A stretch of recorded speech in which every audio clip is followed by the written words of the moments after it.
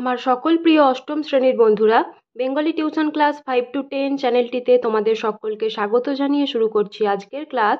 তো বন্ধুরা, আজকের ক্লাসে আমরা আলোচনা করব তোমাদের অষ্টম শ্রেণীর বাংলার যে সহায়ক পাঠ বইটি রয়েছে পথের পাঁচালী, তার পরবর্তী কিছুটা অংশ। এর আগের দিনের আলোচনা থেকে আমরা কি জেনেছি না, অপু তার মায়ের মুখে শোনা মহাভারতের কাহিনী থেকে অনেক বিষয় মনে মনে কল্পনা করত এবং তার মনের মধ্যে ওইটুকু যুদ্ধতে তৃপ্তি হতো না। তখন সে একটা গাছের ডাল কিংবা বাখারি নিয়ে আপন মনে এদিক সেদিক ঘুরে বেড়াতো এবং তার মনে যতটা যুদ্ধ হলে তৃপ্তি হয় সে ততটা যুদ্ধই কল্পনা করে নিত। তো অপু এইভাবে তার মায়ের মুখে শোনা মহাভারত থেকে অনেক বিষয়ই কল্পনা করে নিত। তো এরপরে দেখো পরবর্তী অংশটায় কি বলা হয়েছে। গ্রীষ্মকালের দিনটা বৈশাখের মাঝামাঝি। তো গ্রীষ্মকালের একটা দিন বৈশাখের মাঝামাঝি সময়, প্রচণ্ড গরম, সেই রকম সময়ের একটা ঘটনার কথা এখানে বলা হয়েছে। নীলমণি রায়ের ভিটার দিকে জঙ্গলের ধারে সেদিন দুপুরের কিছু পূর্বে দ্রোণগুরু বড় বিপদে পড়িয়াছেন। তো নীলমণি রায়ের যে ভিটাটা অপুদের বাড়ির পাশে ছিল, অপু মনে মনে কল্পনা করছে যে সেই নীলমণি রায়ের ভিটার দিকে জঙ্গলের ধারে সেদিন দুপুরের কিছুক্ষণ আগে দ্রোণগুরু, যিনি পাণ্ডব এবং কৌরবদেরকে অস্ত্র শিক্ষা দিতেন, সেই দ্রোণগুরু বড় বিপদে পড়েছেন। তো এই ঘটনার কথা সে কল্পনা করছে। আর কি বলা হচ্ছে এখানে, কপিধ্বজ রথ একেবারে তাহার ঘাড়ের উপরে, গান্ডীব ধনু হইতে ব্রহ্মাস্ত্র মুক্ত হইবার বিলম্ব চক্ষের পলক মাত্র, কুরু সৈন্যদলে হাহাকার উঠিয়াছে। এমন সময় শ্যাওড়া বনের ওদিক হইতে হঠাৎ কে কৌতুকের কণ্ঠে জিজ্ঞাসা করিল, ও কি রে অপু? অপু চমকিয়া উঠিয়া আকর্ণ টানা জ্যাকে হঠাৎ ছাড়িয়া দিয়া চাহিয়া দেখিল তাহার দিদি জঙ্গলের মধ্যে দাঁড়াইয়া তাহার দিকে চাহিয়া খিলখিল করিয়া হাসিতেছে। তো অপু এই সমস্ত বিষয়গুলো মনে মনে কল্পনা করে নিয়ে যখন বাড়ির পিছনের দিকে সেই নীলমণি রায়ের ভিটাটার কাছে ঘুরে ঘুরে বেড়াতো বা নানান রকম কার্যকলাপ করতো, সেই ধনুকের জ্যাটাকে টেনে ধরতো বা কখনো কখনো মনে মনে বিড়বিড় করে কথা বলতো। তো সেই রকম অবস্থায় অপুর দিদি দুর্গা অপুকে একদিন দেখতে পায়। তো অপুকে হঠাৎ করে তার দিদি ডেকে ওঠে, ও কিরে অপু বলে। তখন অপু চমকে যায় এবং তার কান পর্যন্ত সেই যে ধনুকের জ্যাটাকে সে টেনে ধরেছিল সেই জ্যাটা হঠাৎ করে ছেড়ে দিল এবং দেখলো যে তার দিদি তার দিকে তাকিয়ে খিলখিল করে হাসছে। অপু চাহিতেই বলিল, হ্যাঁ রে পাগলা, আপন মনে কি বকছিস বিড়বিড় করে আর হাত পা নাড়ছিস? তো অপুর দিদি দেখতে পেয়েছে যে অপু আপন মনে বিড়বিড় করে কিছু বলছে আর হাত পা নাড়ছে। তো সেই কথাই দুর্গা অপুকে জিজ্ঞাসা করছে। পরে সে ছুটিয়া আসিয়া সস্নেহে ভাইয়ের কচি গালে চুমু খাইয়া বলিল, পাগল কোথাকার একটা পাগল, কি বলছিলি রে আপন মনে? তো সে যেহেতু তার ভাইকে খুবই ভালোবাসে, তো তার ভাইয়ের এই রকম কার্যকলাপ দেখার পরে সে কি করলো, তার ভাইকে কাছে টেনে নিল এবং তার ভাইয়ের কাছে গিয়ে তার ভাইয়ের কচি গালে একটা চুম্বন করলো, চুমু খেলো এবং তাকে বলল যে কি বকছিলি রে আপন মনে, একটা পাগল কোথাকার। তো এই রকম ভাবে স্নেহের সঙ্গে দুর্গা অপুকে কথাগুলো বলল। অপু লজ্জিত মুখে বারবার বলিতে লাগিল, যা বকছিলাম বুঝি। তো অপুর এবার একটু লজ্জা হয়ে গেছে, সে তার দিদির সামনে এইরকমভাবে ধরা পড়তে চায়নি। সে যে বিষয়গুলো নিয়ে কল্পনা করে বা এইরকম কাণ্ড ঘটায় সেগুলো সে কাউকে জানতে দিতে চায়নি। তো অপু তখন লজ্জা পেয়ে বলছে, যা বকছিলাম বুঝি, আচ্ছা যা। তারপরে অবশেষে দুর্গা হাসি থামাইয়া বলিল, আয় আমার সঙ্গে। তো দুর্গা এবার অপুকে ডেকে নিয়ে যাচ্ছে নিজের সঙ্গে। পরে সে অপুর হাত ধরিয়া বনের মধ্যে লইয়া চলিল। সে অপুর হাত ধরে বনের মধ্যে কোথাও একটা নিয়ে যাচ্ছে অপুকে। খানিক দূর গিয়া হাসি মুখে আঙুল দিয়া দেখাইয়া বলিল, দেখেছিস কত নোনা পেকেছে? তো অপুকে তার দিদি দুর্গা বনের মধ্যে নিয়ে এসে কি দেখাচ্ছে না, একটা গাছের মধ্যে কত নোনা পেকে আছে। নোনা হচ্ছে আতার মতন এক ধরনের ফল। গ্রামের দিকে এই নোনা গাছ দেখতে পাওয়া যায়, ঝোপে ঝাড়ে হয়ে থাকে। তো আতার মতন খেতে একটা ফল, দেখতেও খানিকটা আতার মতন। তো সেই জিনিসটাই দুর্গা অপুকে দেখাচ্ছিল। এখন কি করে পারা যায় বল দেখি? তো দুর্গা এবার অপুকে জিজ্ঞাসা করছে যে এখন কি করে পারা যায় বল দেখি। অপু বলিল, উফ অনেক রে দিদি, একটা কঞ্চি দিয়ে পারা যায় না? দুর্গা বলিল, তুই এক কাজ কর, ছুটে গিয়ে বাড়ির মধ্যে থেকে আকুশিটা নিয়ে আয় দেখি। তো একটা আকুশি, সেটা দিয়ে আর কি তারা নোনাগুলো পারবে, সেই জন্য দুর্গা অপুকে বলছে তুই ছুটে গিয়ে বাড়ির মধ্যে থেকে সেই আকুশিটা নিয়ে আয় দেখি। আকুশি দিয়ে টান দিলে পড়ে যাবে, দেখিস এখন। তো দুর্গা অপুকে বলছে যে আকুশি দিয়ে টান দিলে আমরা অবশ্যই পেরে ফেলতে পারবো গাছ থেকে। অপু আকুশি আনিলে দুজনে মিলিয়া বহু চেষ্টা করিয়াও 4-5টার বেশি ফল পাড়িতে পারিল না। তো তারা যেহেতু ছোট ছোট বাচ্চা ছেলে মেয়ে, তো তারা বহু চেষ্টা করেও 4-5টার বেশি পারতে পারেনি, আকুশি দিয়েও আর কি পারতে পারেনি। খুব উঁচু গাছ, সর্বোচ্চ ডালে যে ফল আছে তাহা দুর্গা আকুশি দিয়াও নাগাল পাইল না। তো যেহেতু দুর্গা বাচ্চা মেয়ে, সব থেকে উঁচু ডালে যে ফলগুলো রয়েছে সেগুলি কিন্তু দুর্গা আকুশি দিয়েও নাগাল পেল না। পরে সে বলিল, চল আজ এইগুলো নিয়ে যাই, নাইবার বেলায় মাকে সঙ্গে আনবো, মার হাতে ঠিক নাগাল আসবে। তো যেহেতু তারা পারছে না, তখন দুর্গা অপুকে কি বললো যে চল এখন এইগুলোই নিয়ে যাই। তার মা যখন এইদিকে নাইতে আসবে অর্থাৎ স্নান করতে আসবে, তখন তার মাকে বলবে যে বাকিগুলো পেরে দেওয়ার জন্য। দে নোনাগুলো আমার কাছে, তুই আকুশিটা নে, নোলক পড়বি। তো দুর্গা অপুকে কি বলছে যে নোনাগুলো আমার কাছে দে, অর্থাৎ ফলগুলো সে নিজের কাছে নিতে চাইছে এবং আকুশিটা অপুর হাতে দিয়েছে। এবং তারপরে কি বলছে যে তুই নোলক পড়বি, একটা নিচু ঝোপের মাথায় ওড়কলমি লতায় সাদা সাদা ফুলের কুঁড়ি। তো তারা যে পথ দিয়ে যাচ্ছিল সেখানে কি দেখা গেল, একটা নিচু ঝোপের মাথায় ওড়কলমি লতা, সেই ওড়কলমি লতায় সাদা সাদা ফুলের কুঁড়ি ধরেছে। দুর্গা হাতের ফলগুলো নামাইয়া নিকটের ফুলের কুঁড়ি ছিঁড়িতে লাগিল। তার কাছে যে ফুলগুলো ফুটেছিল সেইখানের ফুলের কতগুলো কুঁড়ি ছিল, সেই কুঁড়িগুলো ছিঁড়িতে লাগিল। বলিল, এদিকে সরে আয়, নোলক পরিয়ে দি। তো দুর্গা এবার অপুকে বলছে যে এদিকে সরে আয়, তোকে নোলক পরিয়ে দি। অর্থাৎ নাকের একরকম গহনা নোলক সে তার ভাইকে সেই ফুল দিয়ে নাকের গহনা করে দিতে চাইছে। বাচ্চারা অনেক সময় এইভাবে ফুল নিয়ে খেলা করে, তোমরা হয়তো জানো, তোমরাও ছোটবেলায় খেলেছো। তো দুর্গা অপুকে এরকম নোলক পরিয়ে দিতে চাইলো। তাহার দিদি ওড়কলমি ফুলের নোলক পরিতে ভালোবাসে, অর্থাৎ অপুর দিদি দুর্গা এই ওড়কলমি ফুলের নোলক পরতে খুব ভালোবাসে। বন জঙ্গল সন্ধান করিয়া সে প্রায়ই খুঁজিয়া আনিয়া নিজে পড়ে ও ইতিপূর্বে কয়েকবার অপুকেও পড়াইয়াছে। তো সে বন জঙ্গলে যেহেতু ঘুরে বেড়ায়, বন জঙ্গল থেকে খুঁজে এনে সে এর আগেও কয়েকবার নিজেও পড়েছে আর অপুকেও পড়িয়েছে। সে পড়তে খুব ভালোবাসে। কিন্তু অপু মনে মনে নোলক পরা পছন্দ করে না। তাহার ইচ্ছা হইল বলে নোলকে তাহার দরকার নাই। তো অপুর মনে মনে নোলক পরতে একটুও ভালো লাগে না। তার খুব মনে মনে ইচ্ছা হলো যে সে তার দিদিকে তক্ষুনি বলে যে নোলক পরিয়া তাহার দরকার নাই। তবে দিদির ভয়ে সে কিছু বলিল না। তো তার ইচ্ছা হলেও সে কিন্তু তার দিদির মুখের উপর কোনো কথা বলতে পারল না। দিদিকে চটাইবার ইচ্ছা তাহার আদৌ নাই, অর্থাৎ তার দিদিকে রাগিয়ে দেওয়ার ইচ্ছা তার একটুও নাই। কারণ দিদি বন জঙ্গল ঘুরিয়া কুলটা, জামটা, নোনাটা, আমড়াটা সংগ্রহ করিয়া তাহাকে লুকাইয়া খাওয়ায়। তো তার দিদি যেহেতু বন জঙ্গলে ঘুরে বেরিয়ে বন জঙ্গলের কোথায় কি রয়েছে এই সমস্ত নানান ফলগুলো, আম, জাম, কুল, নোনা, আমড়া, এই সমস্ত লুকিয়ে সংগ্রহ করে এনে অপুকেও খাওয়ায়। তো সেই কারণেই সে তার দিদিকে রাগাতে চাইল না। এমন সব জিনিস জুটাইয়া আনে যাহা হয়তো কুপথ্য হিসাবে উহাদের খাইতে নিষেধ আছে। কাজেই অন্যায় হইলেও দিদির কথা না শোনা তাহার সাহসে কুলায় না। তো দুর্গা বন জঙ্গল থেকে যে সমস্ত ফলগুলো জোগাড় করে আনে বা যে সমস্ত জিনিসপত্র জোগাড় করে আনে সেগুলো কুপথ্য, অর্থাৎ সেগুলো খেলে হয়তো অসুখ হবে, এই হিসাবে তার মা বা তার বাবা তাদেরকে খেতে দেয় না। কিন্তু তার দিদি লুকিয়ে আনে এবং তারা দুজনে মিলে খায়। তো সেই কারণেই তার দিদিকে সে রাগিয়ে দিতে চাইছে না, অর্থাৎ তার দিদি অন্যায় কাজ করলেও তার দিদির কথা না শোনা সেটা তার সাহসে কুলোচ্ছে না।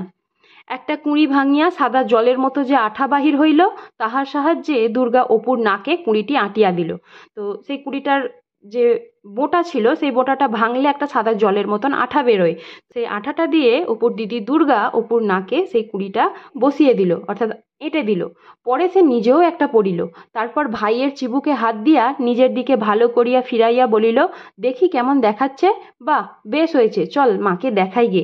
অপু লজ্জিত মুখে বলিল, না দিদি, চল না, খুলে ফেলিস নে যেন, বেশ হয়েছে।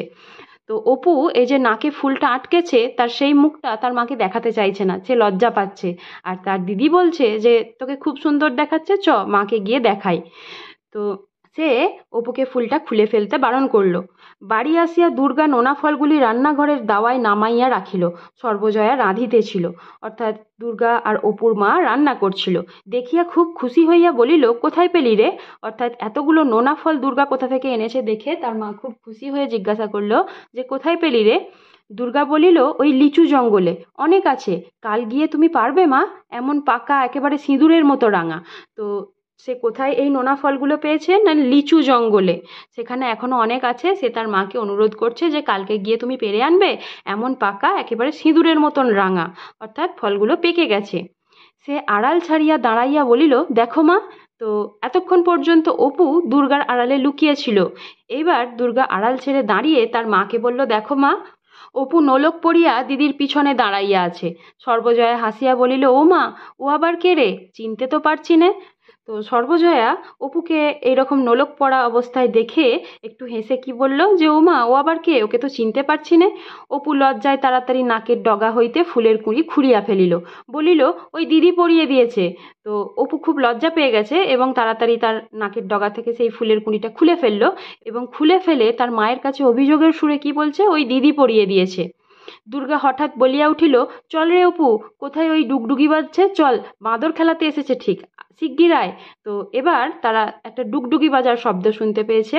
তো শব্দ শুনে দুর্গা অপুকে বলছে যে নিশ্চয়ই বাঁদর খেলাতে এসেছে, শিগগির আয়, অর্থাৎ তারা সেই বাঁদর খেলা এবার দেখতে যাবে। আগে আগে দুর্গা ও তাহার পিছনে পিছনে অপু ছুটিয়া বাটির বাহির হইয়া গেল। তো দুর্গা আগে আগে ছুটছে আর অপু যেহেতু ছোট তার পিছনে পিছনে ছুটছে, ছুটিয়া বাটির অর্থাৎ বাড়ির, এই বাটি শব্দটা তোমরা এই গল্পটার মধ্যে অনেকবার পাবে। তো বাটির অর্থ হচ্ছে বাড়ির বাইরে চলে গেল।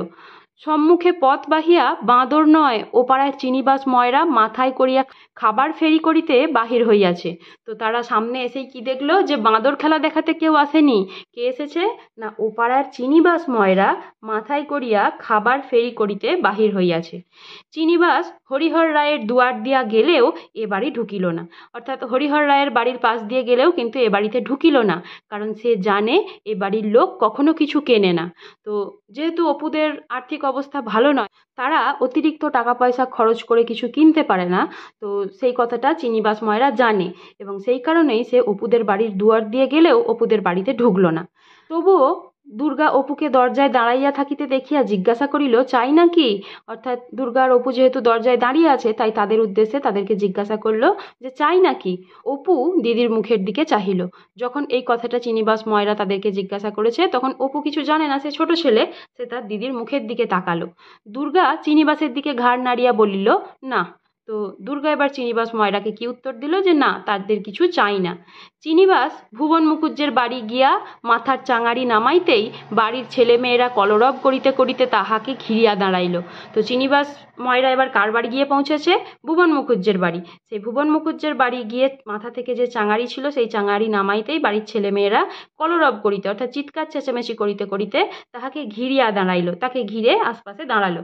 ভুবন মুখুজ্জ অবস্থাপন্ন লোক, বাড়িতে 5-6টা গোলা আছে। এ গ্রামে অন্নদা রায়ের নিচেই জমিজমা ও সম্পত্তি বিষয়ে তাহার নাম করা যাইতে পারে। তো ভুবন মুখুজ্জে একটু অবস্থাপন্ন লোক, তার অনেক টাকা পয়সা আছে, জমি জমা আছে, বাড়িতে 5-6টা ধানের গোলা আছে, অর্থাৎ সে প্রচুর ফসল উৎপাদন করে। তো এই গ্রামে সব থেকে বেশি যার টাকা পয়সা রয়েছে সে কে না, অন্নদা রায়। সেই অন্নদা রায়ের নিচেই অর্থাৎ অন্নদা রায়ের পরেই জমি জমা ও সম্পত্তি বিষয়ে কার নাম করা যেতে পারে? গ্রামের ভুবন মুখুজ্জের নাম করা যেতে পারে। ভুবন মুখুজ্জের স্ত্রী বহুদিন মারা গিয়াছেন। তো ভুবন মুখুজ্জে খুব অবস্থাপন্ন লোক হলেও তার স্ত্রী কিন্তু অনেকদিন আগে মারা গিয়েছে। বর্তমানে তাহার সেজ ভাইয়ের বিধবা স্ত্রী এ সংসারের কর্ত্রী। তো ভুবন মুখুজ্জের সংসারের কর্ত্রী কে না, তার সেজ ভাইয়ের বিধবা স্ত্রী এই সংসারের কর্ত্রী। সেজ বউয়ের বয়স 40-এর উপর হইবে। তো ভুবন মুখুজ্জের যে সেজ ভাইয়ের বিধবা স্ত্রী রয়েছে সেই সেজ বউয়ের বয়স কত? 40-এর উপর হইবে। অত্যন্ত কড়া মেজাজের মানুষ বলিয়া তাহার খ্যাতি আছে, অর্থাৎ সে খুব রাগী, কড়া মেজাজের মানুষ। সেজ বউ একখানা মাজা পিতলের সরাই করিয়া চিনিবাসের নিকট হইতে মুড়কি, সন্দেশ, বাতাসা দশহরা পুজোর জন্য লইলেন। তো সেজ বউ কী কী নিলেন? মুড়কি, সন্দেশ, বাতাসা, এগুলো সব দশহরা পুজোর জন্য লইলেন। ভুবন মুখুজ্জের ছেলে মেয়ে ও তাহার নিজের ছেলে সুনীল সেখানেই দাঁড়াইয়াছিল। তো সেই বাচ্চা ছেলে মেয়েগুলোও সেখানেই দাঁড়িয়েছিল, তাহাদের জন্য খাবার কিনিলেন। পরে অপুকে সঙ্গে লইয়া দুর্গা চিনিবাসের পিছন পিছন ঢুকিয়া উঠোনে আসিয়া দাঁড়াইয়া আছে দেখিয়া সেজ বউ নিজের ছেলে সুনীলের কাঁধে হাত দিয়া একটু ঠেলিয়া দিয়া বলিলেন, যাও না, রোয়াকে উঠে গিয়ে খাও না, এখানে ঠাকুরের জিনিস, মুখ থেকে ফেলে এঁটো করে বসবে। তো সে যেহেতু দশহরা পুজোর জিনিস কিনেছে এবং অপু ও দুর্গা তাদের বাড়িতে এসে হাজির হয়েছে দেখে তার ছেলেকে একটুখানি কাঁধটা ঠেলে কি বলল, যে রোয়াকে উঠে গিয়ে খাও, এখানে মুখ থেকে এঁটো পড়বে এবং ঠাকুরের জিনিস হয়তো নষ্ট হয়ে যাবে।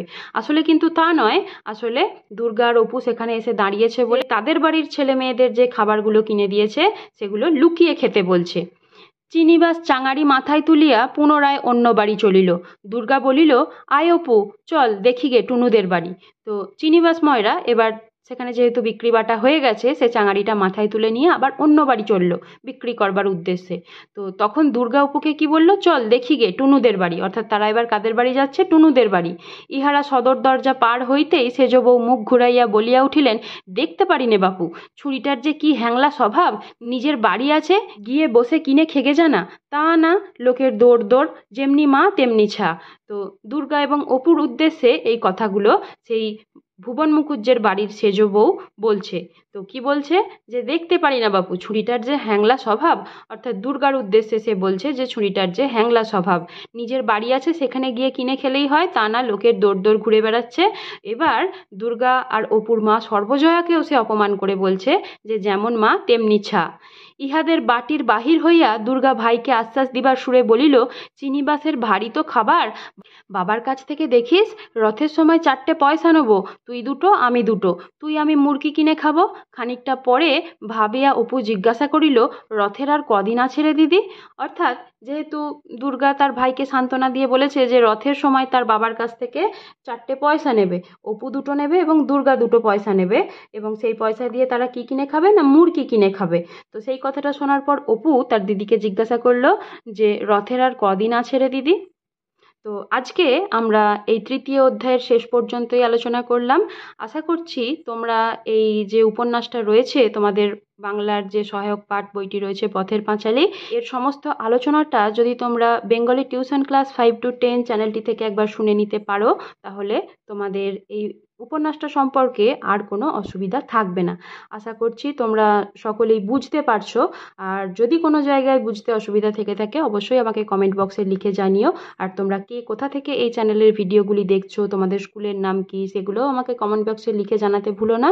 তো যারা যারা এখনও পর্যন্ত চ্যানেলটি সাবস্ক্রাইব করোনি তারা অবশ্যই চ্যানেলটিতে একটি সাবস্ক্রাইব করে দেবে, এবং তোমরা যদি নিজেরা উপকৃত হও অবশ্যই তোমাদের বন্ধুদের সঙ্গেও ভিডিওগুলি শেয়ার করো। তো তোমরা সকলে ভালো থেকো, সুস্থ থেকো। আজকের আলোচনা এই পর্যন্তই।